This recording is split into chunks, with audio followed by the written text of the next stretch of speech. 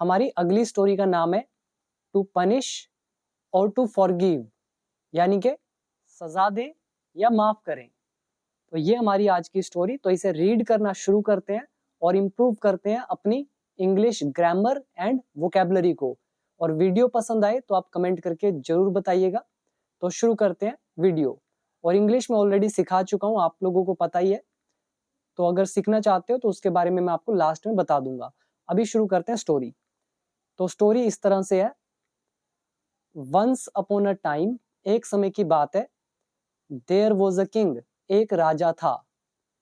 यहां पर हमारा रूल यूज हुआ देयर का। देयर, उसके बाद वॉजवर, उसके बाद नाउन।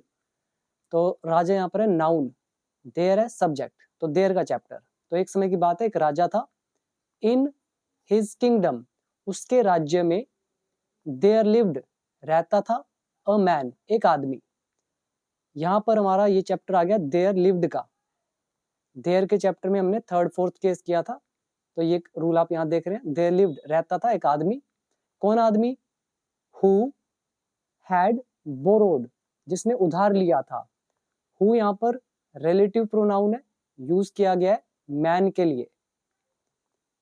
हु के बाद हमने लिखा हैड, बोरोड आ गया वर्ब की थर्ड फॉर्म। तो जिसने लिया था उधार, पास्ट परफेक्ट टेंस। क्या लिया था उधार? A large amount of money, मतलब काफी ज्यादा पैसा, फ्रॉम द किंग, राजा से। तो यहां पर अब आप देखो हमारे कौन कौन से रूल यूज हुए। एक यूज हुआ देयर वॉज, उसका नाउन। फिर देयर लिव्ड का यूज हुआ। उसके बाद हु रिलेटिव प्रोनाउन, तीसरा रूल। और चौथा रूल आ गया had borrowed, past perfect tense active voice. तो एक ही इसी दो सेंटेंस के अंदर चार हमारे रूल यूज हुए। आगे क्या लिखा है? The duration of the payment. जहां पर भी ऑफ आता है तो उसको हम उल्टा पढ़ते हैं, जैसे कि पेमेंट की ड्यूरेशन यानी कि अवधि या समय सीमा। और किसका payment? Of the loan, loan की। अब फिर ऑफ आ रहा है, हम उल्टा पढ़ेंगे, लोन की पेमेंट की अवधि। हैड इलैप्स्ड, वो खत्म हो चुकी थी या हो गई थी। इलैप्स्ड यहाँ पर है वर्ब की थर्ड फॉर्म, जिसका मतलब है समाप्त होने से। और ये जो पूरा लिखा है the duration of the payment of the loan, ये सारा का सारा हमारा है सब्जेक्ट। टेंस कौन सा हुआ? Past perfect tense. अब आप यहाँ पे वर्ड मीनिंग याद कर सकते हो। एक है इलैप्स, मतलब खत्म हो जाना, समाप्त हो जाना। और एक आ गया बोरो, यानी कि उधार लेना। और उधार देना क्या होता है? तो वो होता है लैंड। तो ये सारे वर्ड याद हो गए अच्छे से। अब देखते हैं नेक्स्ट पैराग्राफ, फिर क्या हुआ। वन डे, एक दिन, the king asked his attendants, तो उसने अपने सेवकों को कहा। अटेंडेंट्स होते हैं सेवक। आस्क का यहाँ पर मतलब कहने से है, पूछना यहाँ पर इसका मतलब नहीं है, क्योंकि आस्क के बाद लगा हुआ है कोई पर्सन, फिर लगा है टू वर्ब की फर्स्ट फॉर्म। तो मैंने आपको बहुत बार बताया, ऐसा जब कंडीशन बनता है तो आस्क का मतलब होगा कहना। ये नरेशन का कॉन्सेप्ट है, मैंने आपको एक्सप्लेन कर रखा है कई सारी वीडियोस में। तो राजा ने कहा अपने सेवकों को, टू ब्रिंग, लाने के लिए, द मैन, आदमी को, टू द कोर्ट, दरबार में। और जिनको नहीं पता फिर भी मैं आप लोगों के लिए एक्सप्लेन कर भी देता हूं इसको कि ये कैसे आया, ठीक है। अब देखना ध्यान से, मैं यहाँ पे लिख रहा हूं the king said to his attendants. ये हमारा हो गया सेंटेंस, उसने अपने अटेंडेंट से कहा। अब उसके एग्जैक्ट वर्ड जो थे राजा के वो हम लिखेंगे यहाँ बीच में। उसने कहा ब्रिंग, मतलब लेकर आओ, द मैन, आदमी को, टू द कोर्ट, दरबार में। ये हमारी ट्रांसलेशन है इनडायरेक्ट नरेशन। तो इसको ध्यान रखना, ये इनडायरेक्ट नरेशन है। अब डायरेक्ट नरेशन में ये जो सेड टू है, करेंगे कैसे इसको चेंज। अब देखो ये जो सेंटेंस है डबल इन्वर्टेड कॉमास में, ये हमारा है इंपेरेटिव सेंटेंस। और इंपेरेटिव सेंटेंस में क्या यूज करते हैं? बहुत सारे वर्ड होते हैं सेड टू को रिप्लेस करने वाले। हम यहाँ पर यूज करेंगे जब कोई किसी को कुछ करने के लिए कहता है तो हम यूज करते हैं आस्क्ड। तो सैड टू बदल गया आस्क्ड में, फिर आगे लिख दिया हिज अटेंडेंट्स। आप चाहो तो अगर राजा ने आदेश दिया है तो हम यहाँ पे ऑर्डर्ड भी लगा सकते हैं, ठीक है, राजा ने आदेश दिया अपने अटेंडेंट्स को। और ये जो इंपेरेटिव सेंटेंस होता है ये वर्ब से स्टार्ट होता है, तो हम सीधा क्या लिखते हैं यहाँ पे, टू लगाकर ये वर्ब लगाते हैं, टू ब्रिंग द मैन, और उसके बाद सेंटेंस कंटिन्यूज, ठीक है। तो राजा ने उसको ये कहा। अब देखो से आ रहा है, से मतलब कहना, अब यहाँ पर आस्क कहना ही रहेगा, तो ये होता है इनडायरेक्ट नरेशन। ये सारे कॉन्सेप्ट्स मैंने A to Z सिखाए हुए हैं आप लोगों को, सीखने हैं तो कोर्स ज्वाइन कर लेना। नीचे आपको दिख रहा होगा ऐप का नाम, ऐप है बिकम इंग्लिश चैंपियन, और 1 ईयर का कोर्स है, लाइफ टाइम का भी है, जो आपको अच्छा लगे आप ज्वाइन कर सकते हो। 500 प्लस वीडियोस है, स्टेप बाय स्टेप रहेंगी, बेसिक टू एडवांस लेवल तक। तो आगे क्या होता है ध्यान से देखना, तो एक एक रूल आपको वही मिलेगा जो जो मैंने आपको कराए हुए हैं, मतलब एक भी रूल बाहर से मिल ही नहीं सकता है। तो आगे क्या लिखा है, तो उसने अपने अटेंडेंट सेवकों को कहा कि उस आदमी को लेकर आओ दरबार में। When जब, द मैन रीच्ड जब आदमी पहुंचा, द कोर्ट दरबार, the king asked him angrily तो राजा ने उससे गुस्से से पूछा। अब यहाँ पे आ रहा है आस्क्ड, फिर आ रहा है व्यक्ति, लेकिन टू वर्ब की फर्स्ट फॉर्म नहीं है, इसका मतलब आस्क का मतलब है पूछना। तो राजा ने पूछा उससे एंग्रीली, गुस्से से।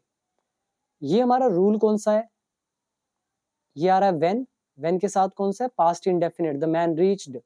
उसके बाद क्या, the king asked, past indefinite, ये है हमारा पास्ट कॉम्बिनेशन। तो जब आदमी कोर्ट पहुंचा तो राजा ने उससे गुस्से से पूछा।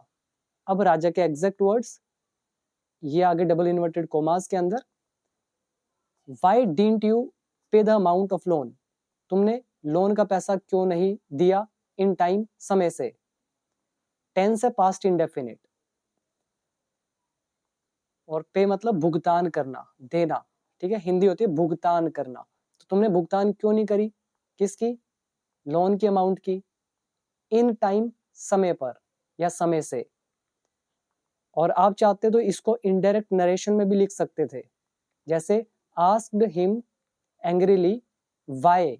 मैं आपको ये भी थोड़ा सा लिख के दिखा देता हूँ, यहाँ लिखा है ना वाई डिडंट यू पे द अमाउंट, इसको भी देखना ध्यान से। यहाँ पे लिखा है वाई डिड यू नॉट पे द अमाउंट इन टाइम। अब ये डिड है और ये नोट है, आप इसको चाहो तो इकट्ठा लिख सकते हो, डिडंट लिख सकते हो, या फिर नोट बाद में लगाओ। अब ये हमारा पास्ट इंडेफिनिट टेंस। जब इनडायरेक्ट नरेशन में लेकर जाते हैं हम क्या लिखेंगे, the king asked him angrily, यहाँ तक तो सेम रहेगा।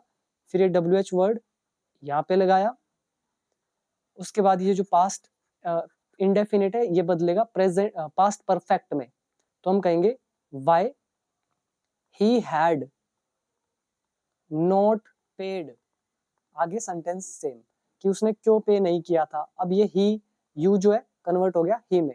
राजा ने उस व्यक्ति को यू कह के बोला, लेकिन हम उनके शब्द, उनकी जो बात है अपने शब्दों में बोल रहे हैं, तो हम कहेंगे ही, ठीक है। आदमी के लिए हमने ये, उस राजा ने यू यूज किया, हम यूज करेंगे ही। ये कैसे यूज होते हैं, ये सब रूल्स का खेल है, जिसको रूल्स आते हैं उसको इजीली समझ में आएगा, बाकी सब कंफ्यूज्ड हो जाएंगे, ठीक है। लर्निंग इज पावर, जिसके पास ज्ञान है उसको कोई प्रॉब्लम नहीं हो सकती, ठीक है। एक गरीब का सहारा होता है एजुकेशन।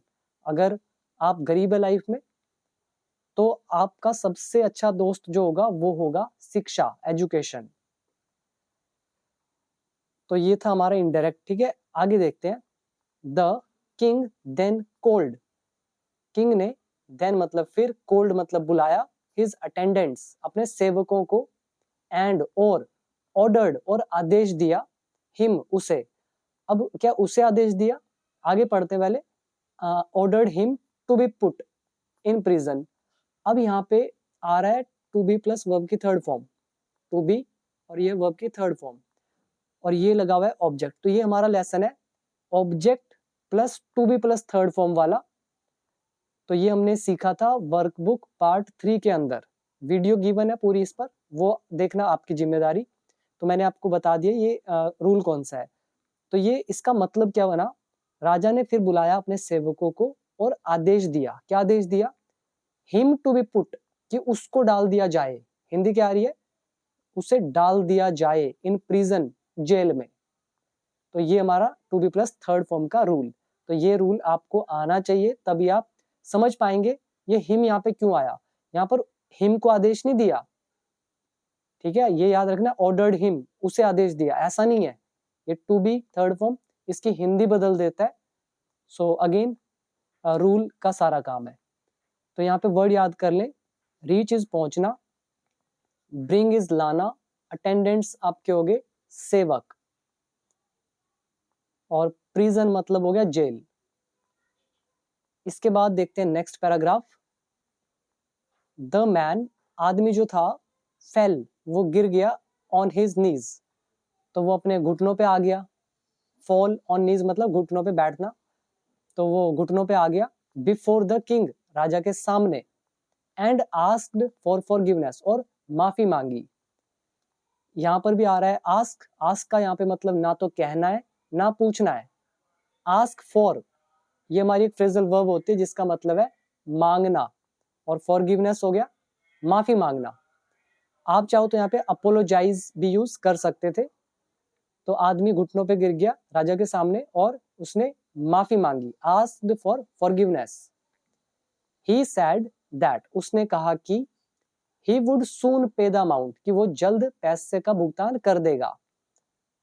यहां पर he said past indefinite, that लगाया और हमने कहा वो भुगतान कर देगा, he will pay the amount या money, will का हमने कर दिया would। ये क्यों यूज हुआ, अगेन इनडायरेक्ट नरेशन, और will हमारा बदल गया would में। ये हमने एक लेसन भी किया हुआ है वर्कबुक पार्ट 1 के अंदर। नेक्स्ट है द किंग फेल्ट सोरी। अब जो ये फील सोरी है, ये एक वर्ब होती है जिसका मतलब होता है एक तरह से दया आना, ठीक है, टेक पिटी बोलते हैं, टेक अ पिटी, दया आना या दया करना। तो राजा जो था फेल्ट सोरी फॉर हिम, मतलब उस पर उसको दया आई राजा को, एंड फॉरगिव हिम, और उसको माफ कर दिया। यहाँ पे वर्ड है फील सोरी, ठीक है, फील सॉरी फॉर समवन, किसी पर दया आना। फॉरगिव माफ करना, सेकंड फॉर्म फॉरगिव, तो उसे माफ कर दिया राजा ने। द मैन लेफ्ट, आदमी जो है चला गया, किंग्स कोर्ट, उसके दरबार से, राजा के, हैप्पीली, खुशी से। फिर क्या होता है, he was on the way to home, मतलब वो अपने घर के रास्ते में था।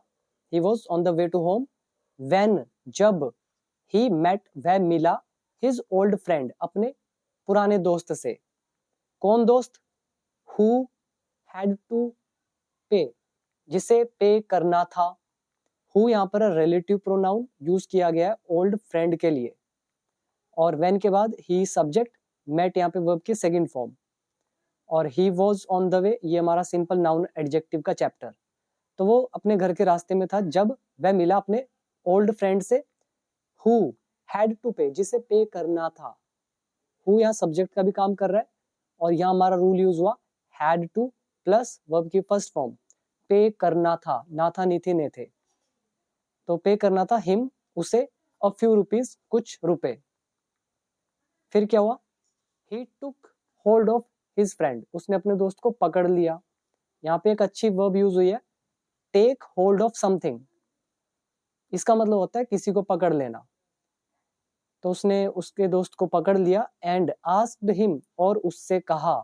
अब यहाँ पे कहा, क्योंकि यहाँ आ रहा है टू फर्स्ट फॉर्म, तो क्या बोला, टू पे द अमाउंट बैक, कि वो पैसे वापस करे। तो ये उसने उससे कहा, तो अपने दोस्त को पकड़ा और कहा कि वो पैसे वापस दे। टेंस से पास्ट इंडेफिनिट। फिर क्या हुआ, the man started pleading. Plead अच्छा वर्ड है जिसका मतलब होता है गिड़गिड़ाना, दया की भीख मांगना। और भी एक वर्ड आता है इसके लिए, इम्प्लोर करना। इम्प्लोर करना, बैग करना या प्लीड करना, सभी का मतलब है गिड़गिड़ाना। तो वो गिड़गिड़ाने लगा, और क्या बोला उसके वर्ड देखिए, फॉरगिव मी, मुझे माफ कर दो, आई विल पे, मैं भुगतान कर दूंगा पैसे का, इन अ वीक्स टाइम, हफ्ते के समय में, यानी कि हफ्ते के अंदर। तो ये उसने कहा। तो यहाँ पर अगर आप ध्यान से देखो, एक यहाँ पे व्हेन लगा हुआ है, ये हमारा पास्ट कॉम्बिनेशन का रूल यूज हो गया। फिर हमने हु रिलेटिव प्रोनाउन लगाया, फिर had to first form use हुआ, फिर टेक होल्ड ऑफ वर्ब है, याद जरूर करना काफी मिलती है ये वाली phrasal verb. Take hold of मतलब किसी को पकड़ना, तो पास्ट इंडेफिनिट टेंस। और फिर आ गया प्लीड, गिड़गिड़ाना। और यहाँ पे मैन सब्जेक्ट है, स्टार्टेड है वर्ब की सेकंड फॉर्म, और नीचे देखिए विल प्लस वर्ब की फर्स्ट फॉर्म फ्यूचर इंडेफिनिट। फिर क्या हुआ इस स्टोरी में, बट लेकिन ही डिड नॉट पे एनी अटेंशन, लेकिन उसने कोई ध्यान नहीं दिया। ही सब्जेक्ट, डिड नॉट लगा है, पे वर्ब की फर्स्ट फॉर्म, पे अटेंशन ध्यान देना। और एक और वर्ड आता है पे हीड। पे हीड का मतलब ही होता है ध्यान देना। तो उसने कोई ध्यान नहीं दिया, किस पर, टू हिज वर्ड्स, उसके शब्दों पर जो उसका दोस्त कह रहा था। ही कॉल्ड, उसने बुलाया, सम ऑफ हिज मैन, अपने कुछ आदमियों को, and gave a good beating, और अच्छी पिटाई दी, मतलब अच्छी पिटाई की, किसकी, टू हिज फ्रेंड, अपने दोस्त की। यहाँ पे टू क्यों लगा है, क्योंकि यहाँ पे आ रहा है गिव, तो गिव समथिंग टू समवन, किसी को कुछ देना। तो गुड बीटिंग मतलब अच्छी पिटाई करना। तो उसने अपने कुछ लोगों को बुलाया, आदमियों को, और उसको अच्छी पिटाई दी। फिर क्या होता है, when the king came to know about it, जब राजा को पता चला। कम टू नो पता चलना, इसकी जगह और यूज कर सकते हो गेट टू नो। एक और यूज कर सकते हो लर्नड, ठीक है। When the king learned about it, learned का मतलब ये सेकंड फॉर्म लगाइए, इसका भी मतलब होता है पता लगना। तो जब राजा को पता चला, when the king learned about it, या when the king came to know about it, when the king got to know about it, सबका सेम मतलब। तो क्या हुआ, he again called the man, उसने आदमी को फिर से बुलाया। कॉल इज बुलाना, second form. He said to him, उसने उससे कहा, मतलब आदमी से, उसको दोबारा बुलाया ना। अब उसके एग्जैक्ट वर्ड राजा के, यू एक्सपेक्टेड फॉरगिवनेस, मतलब तुमने उम्मीद की, माफी की, फ्रॉम मी, मुझसे। बट लेकिन, यू डिड नॉट फॉरगिव, लेकिन तुमने माफ नहीं किया, योर फ्रेंड, अपने दोस्त को। यहाँ डिड नॉट आ रहा है, ये वर्ब की first form, subject past indefinite, और एक्सपेक्ट होता है उम्मीद करना, फॉरगिवनेस नाउन है, माफी। तो तुमने उम्मीद करी, माफी की मुझसे, लेकिन तुमने अपने दोस्त को माफ नहीं किया। तो ये कहा राजा ने। यहाँ पे करो पहले वर्ड याद, एक हो गया पे अटेंशन या पे हीड, ध्यान देना। फिर आ गया गिव अ गुड बीटिंग, अच्छी पिटाई करना। कम टू नो पता चलना। एक्सपेक्ट उम्मीद करना। फॉरगिवनेस इज माफी, फॉरगिव इज माफ करना। और कॉल इज बुलाना। इसके बाद है लास्ट पैराग्राफ, देन फिर the king ordered his soldiers, राजा ने आदेश दिया अपने सैनिकों को, टू पुट, कि वो डाल दे, द मैन, आदमी को, बिहाइंड द बार्स, सलाखों के पीछे। यहाँ पे अच्छी वर्ब यूज हुई है, पुट बिहाइंड द बार्स, जिसका मतलब होता है सलाखों के पीछे डालना। सलाखें मतलब जेल। तो ये आदेश दिया अपने सोल्जर्स को कि उस आदमी को सलाखों के पीछे डाल दे। द मैन प्लीडेड अगेन, उस आदमी ने दोबारा से विनती करी, वह गिड़गिड़ाया। द मैन प्लीडेड, वह गिड़गिड़ाया, अगेन दोबारा से। बट लेकिन, the king did not give him any attention, लेकिन राजा ने उस पर कोई ध्यान नहीं दिया। So the moral of the story is forgiveness is a merit. Forgiveness यानी कि माफी, ये सब्जेक्ट है, नाउन की तरह काम कर रहा है। मेरिट का मतलब होता है गुण, क्वालिटी। माफ करना एक गुण है, एक क्वालिटी है, एक मेरिट है। तो ये थी हमारी आज की स्टोरी, काफी कुछ आपने सीखा। तो कैसी लगी वीडियो जरूर बताइएगा। इंग्लिश सीखना चाहते हो मुझसे तो आप ऐप डाउनलोड कर सकते हो। ऐप का नाम become English champion, complete English है, ऑलरेडी मैं सिखा चुका हूँ। उसी के बाद हमने स्टोरीज और न्यूज़पेपर पढ़ना शुरू किया है। तो सीखना है तो डाउनलोड कर लीजिए app and join course and start watching all the videos step by step. तो आपकी इंग्लिश इंप्रूव हो जाएगी। तो अभी दीजिए इजाजत। Thank you so much.